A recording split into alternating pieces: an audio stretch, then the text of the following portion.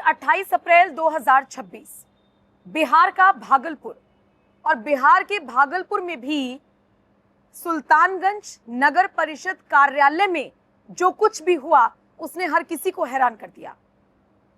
कहने को बिहार का भागलपुर एक शांत शहर है और इस दफ्तर में भी शांति से काम चल रहा था। फाइलें पलटी जा रही थी, लोग आपस में एक दूसरे के साथ हंसी मजाक करते हुए काम को आगे बढ़ा रहे थे।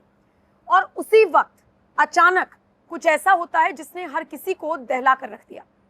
सिर्फ दफ्तर के अंदर नहीं, दफ्तर के बाहर नहीं, बल्कि पूरे बिहार में इसकी चर्चा हुई। क्योंकि जो लोग फाइलें पलट रहे थे ना, टेबल से टेबल, उन्हें बिल्कुल भी एहसास नहीं था कि अगले ही पल यहां पर खून की होली खेली जानी है। अचानक से अंधाधुंध फायरिंग शुरू हो जाती है। कुछ बदमाश इस दफ्तर में एंट्री करते हैं और 2 लोग इन बदमाशों के हत्थे चढ़ते हैं, एक अधिकारी और दूसरा भी इसी दर्जे का एक शख्स। अब इस पूरे हत्याकांड में एक शख्स की तो मौत हो गई, जबकि दूसरे गंभीर रूप से घायल हो गए। मैं और विस्तार से आपको बताती हूं। नकाबपोश अपराधी जब दफ्तर में घुसते हैं तो उनके हाथों में चमचमाती पिस्तौल थी। बिना कुछ सोचे समझे उन्होंने अंधाधुंध फायरिंग शुरू की, जैसा कि आप इन तस्वीरों में देख पा रहे हैं। चीख पुकार मच जाती है, टेबल के नीचे लोग छुप जाते हैं, लेकिन इन बदमाशों के निशाने पर जो लोग थे ये उनके पास पहुंचते हैं और फायरिंग उनके ऊपर तड़ातड़ कर देते हैं। सुल्तानगंज के कार्यपालक पदाधिकारी यानी ईओ कृष्ण भूषण कुमार और सभापति राजकुमार शाह उर्फ गुड्डू जमीन पर तड़पते हुए नजर आते हैं। कृष्ण भूषण कुमार ने दम तोड़ दिया और दिन दहाड़े हुए इस मर्डर ने पूरे बिहार को हिलाकर रख दिया।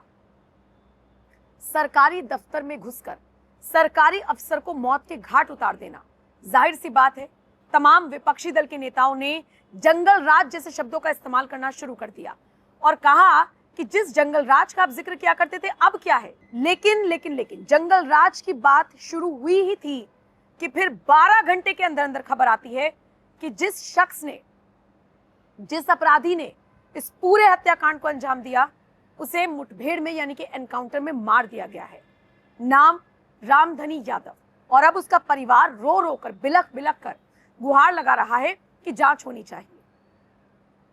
परिवार का कहना है कि रामधनी यादव सरेंडर करना चाहते थे, वो तो पुलिस के साथ चल रहे थे, लेकिन पुलिस ने उन्हें मार दिया।